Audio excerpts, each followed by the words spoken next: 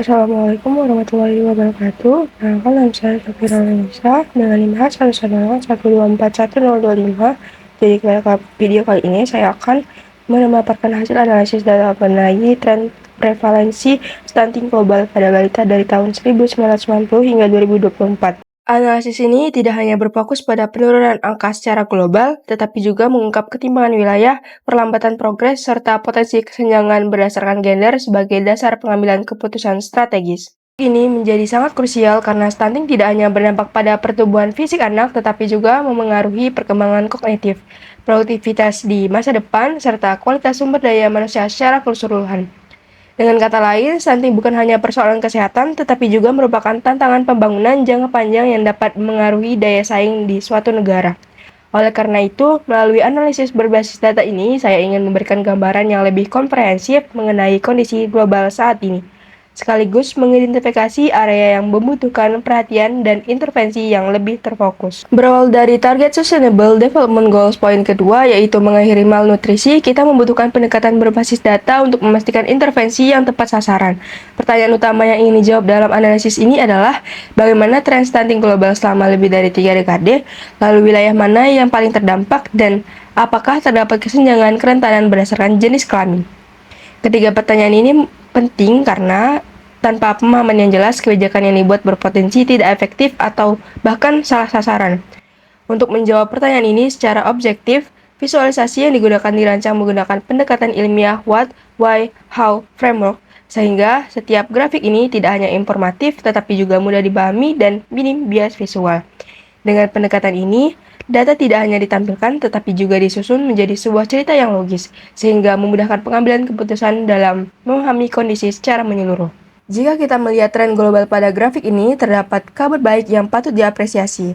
Prevalensi stunting dunia berhasil turun dari sekitar 40,3% pada tahun 1990 menjadi 23,2% pada tahun 2024.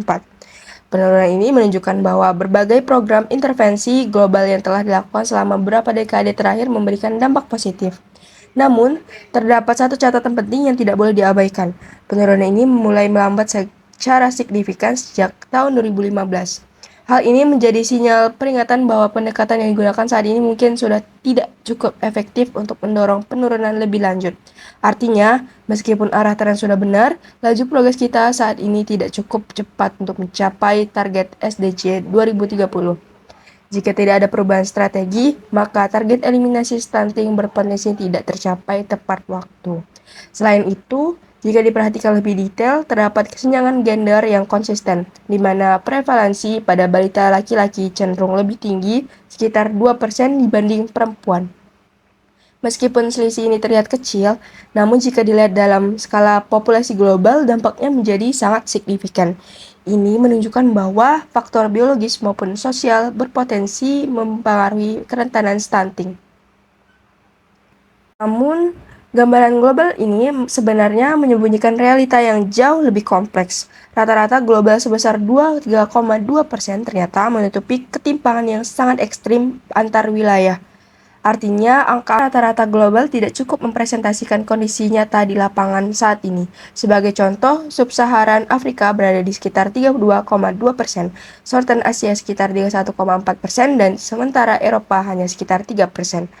Perbedaan ini menunjukkan adanya ketimbangan akses terhadap gizi, layanan kesehatan, serta kondisi sosial ekonomi antar wilayah.